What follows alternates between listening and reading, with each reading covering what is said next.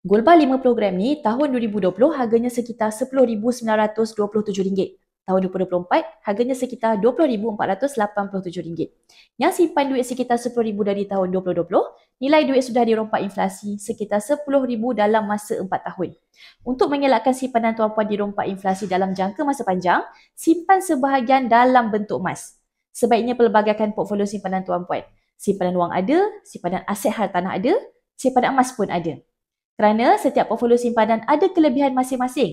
Jadi pastikan tuan-puan faham setiap portfolio simpanan tersebut. Menurut pakar kewangan Malaysia Tuan Azizi Ali, simpanan di bank cukup untuk 1 hingga 2 bulan belanja. Simpanan di ASP, tabung haji atau KWSP cukup untuk perbelanjaan hangus dan simpanan kecemasan 3 bulan pendapatan.